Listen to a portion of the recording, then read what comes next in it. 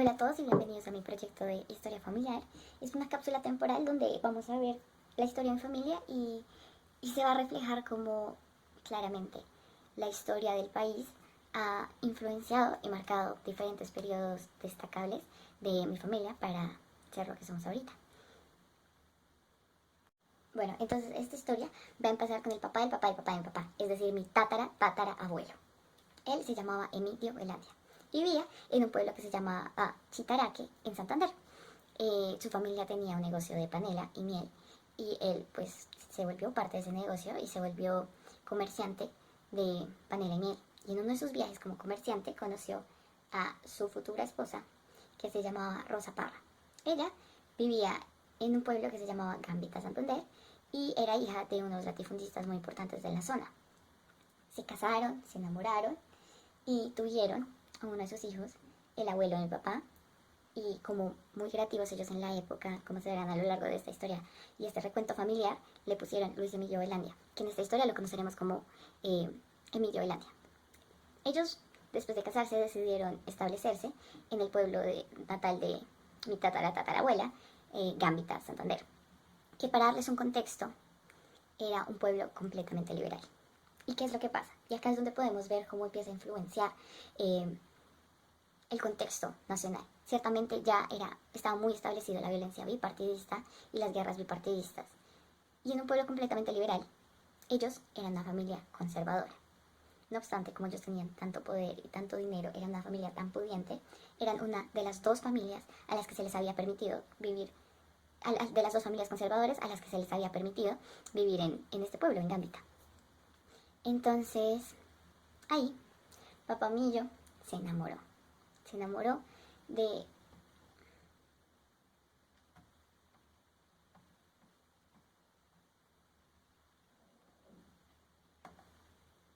Entonces ahí, Papá Millo se enamoró.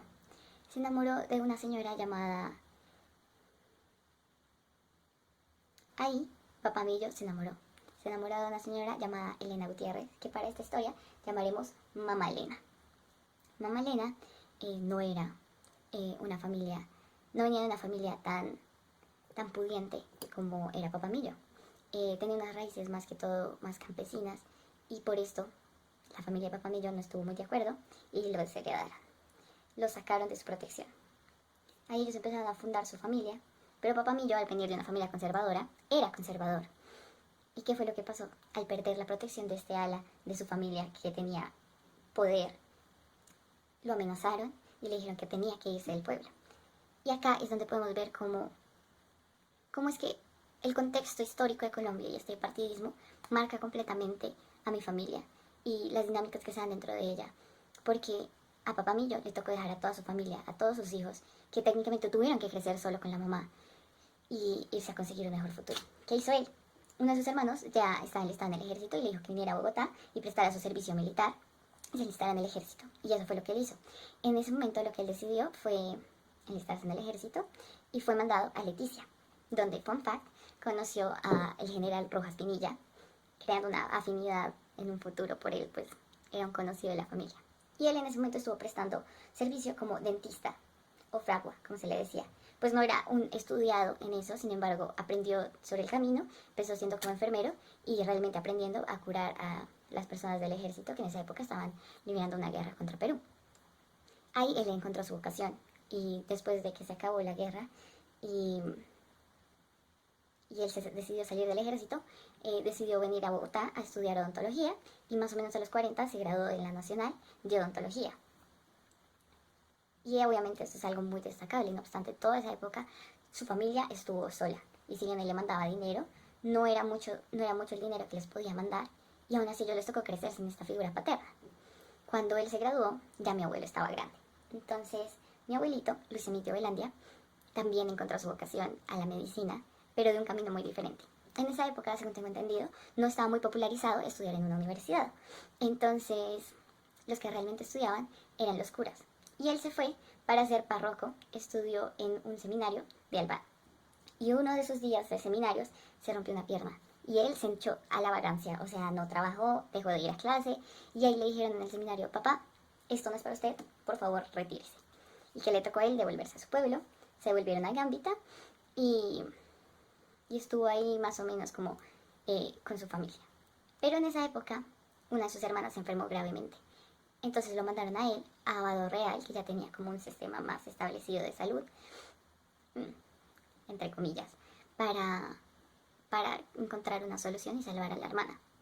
¿Y qué fue lo que pasó? Ellos encontraron en Vado Real un boticario que iba pasando ahí por diferentes zonas rurales para que le ayudara. Y él, este boticario, le enseñó a mi abuelito, le empezó a enseñar de medicina porque pues no habían doctores en esa época allí. Y él fue el que le empezó a enseñar de medicina y ahí él encontró a sí mismo su vocación por la medicina. Cuando mi abuelito, papá mío, se dio cuenta que ya, o sea, entonces cuando papá mío se graduó, justo en ese momento mi abuelito estaba encontrando su camino en la medicina.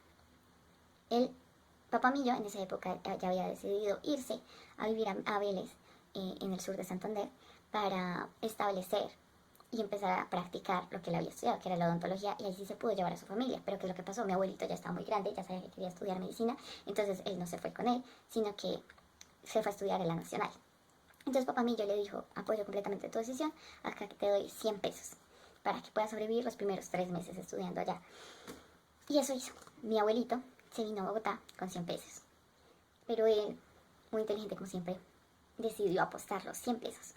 Y los perdió los primeros 2 días jugando un juego que se llamaba ¿Dónde está la bolita? Entonces ponían 3 tapas y un frijol, los mezclan, todos hemos visto este juego, y te toca decir en cuál de las 3 tapas está la bolita. Pues evidentemente lo tumbaron y perdió toda su plata. Es impresionante que le pueda sobrevivir, pero logró conseguir que le dieran un crédito en un hotel llamado el Hotel Alcázar. Y acá es donde entra la segunda parte de esta historia, y es la historia familiar de mi abuelita y su mamá Rosa. Vivían en Belén, Boyacá. Pero ellos, muy jóvenes emprendedores, después de establecer su familia, dijeron, no, nosotros queremos empezar un hotel. Entonces se fueron a otro pueblo en Boyacá a empezar su hotel en Santa Rosa. Después, cuando el negocio fue muy bien, dijeron, es momento para ir por más. Y decidieron venirse a Bogotá, cerrar su hotel en Santa Rosa y abrir su propio hotel acá en Bogotá. Este hotel quedaba en la 12 con 12 y se llamaba El Alcázar, que era más que todo casi como una pensión para los estudiantes de zonas rurales que venían a estudiar a Bogotá. Entonces ahí pues se conocieron mi abuelito y mi abuelita. Este hotel es muy importante. Y acá es donde, obviamente, vamos a hablar de algo que marcó la historia de familia, que es el 9 de abril. El 9 de abril ciertamente fue un punto de inflexión para todo Colombia, pero también marcó mucho a mi familia. Porque ese día, ellas como dueños de un hotel, y que vivían tan cerca del epicentro donde se dieron los hechos, tuvieron que vivir toda la violencia como face to face, o sea, todo fue ahí directamente. Por ejemplo, ese día vivieron un episodio muy doloroso para la familia de mamá, pues perdieron a uno de los hermanos de mi abuelita, el único hombre en la familia, porque por la radio estaba circulando la noticia de que iba a intoxicar o iban a envenenar el agua. Entonces él subió corriendo a la azotea para cerrar las llaves y había un francotirador en ese momento que le disparó. Y lo que dice mi abuelito es que realmente él se hubiera podido salvar porque la bala afortunadamente no le dio en un lugar vitalicio para su supervivencia. No obstante, fueron muchos factores los que hicieron que él no pudiera sobrevivir. Y obviamente él era estudiante de medicina, pero pues no podía hacer mucho sin el equipamiento necesario. Entonces, pues habían sacado todas las farmacias, no podían conseguir los medicamentos que se necesitaban. Estaban quemando toda la vía, entonces tampoco era muy seguro salir. Y pues conseguir una ambulancia era imposible. Esto fue algo muy doloroso y hay varias cosas que hay que destacar sobre lo que pasó ese día. Por ejemplo, mi abuelita me contaba que ellos tenían locales en el primer piso. Pues eso, el hotel quedaba en lo que ahorita conocemos como San Victorino, y desde esa época ya era una zona más o menos comercial. Y lo que ellos hicieron es, como estaban saqueando tanto, hicieron como si lo hubieran saqueado para que no lo volvieran a saquear. Y también me cuentan mis abuelitos que lo que pasó fue que pues la violencia estaba terrible, todo estaba muy peligroso y ellos no sabían qué tanto iba a durar. Entonces lo que hicieron fue, la mayoría de las personas que vivían en el hotel se encerraron en el sótano del hotel, donde quedaba la cocina, casi como un búnker de guerra, para protegerse, y estuvieron ahí varios días. Y cuando la gente entraba, ellos tenían mucha ropa puesta y les preguntaban liberal o conservador, y entonces se cambiaban o se quitaban la ropa dependiendo de quién era el que le estuviera preguntando. Y eso me parece que es un gran reflejo de lo que había pasado ese día. Y otra anécdota que me parece muy triste es que finalmente al hermano de mi abuelita le pudieron conseguir un lugar en un centro médico cercano, pero, pero no lo pudieron salvar, pues ya era muy tarde y realmente no había lugares para eso. Pero tuvieron que ir a reclamar el cuerpo a, a una funeraria.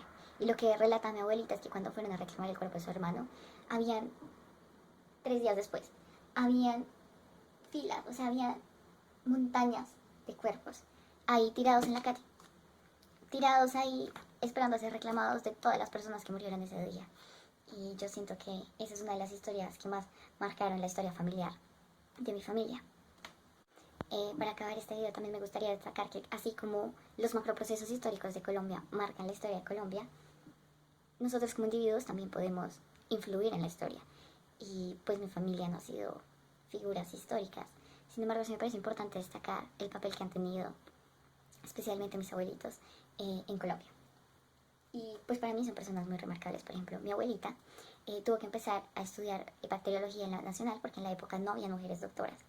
No obstante, logró entrar a la escuela de medicina y fue la segunda mujer en poder entrar a la escuela de medicina en la Universidad Nacional.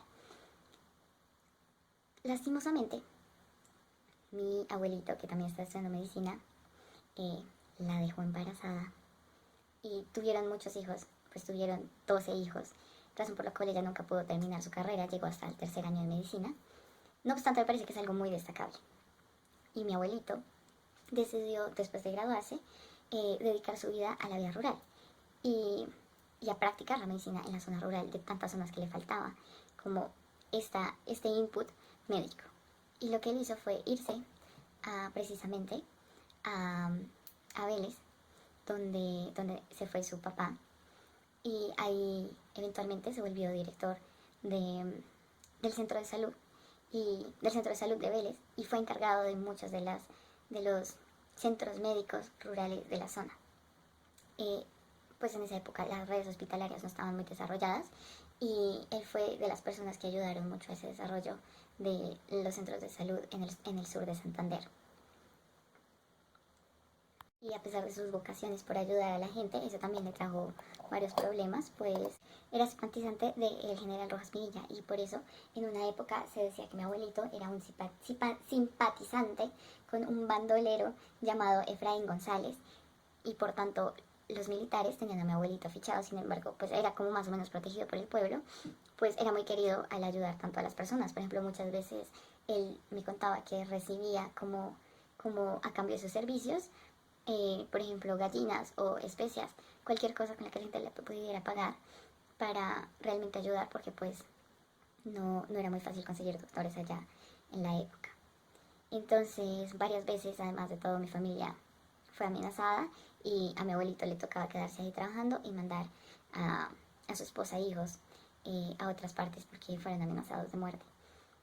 Al final, después de un divorcio, mi abuelita se vino a Bogotá, pero mi abuelito siempre siguió su labor en las zonas rurales para ayudar a las personas y curar a las personas, que era su vocación.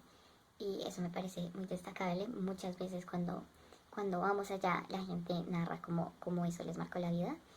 Y no quería terminar este proyecto de historia familiar sin contar eso.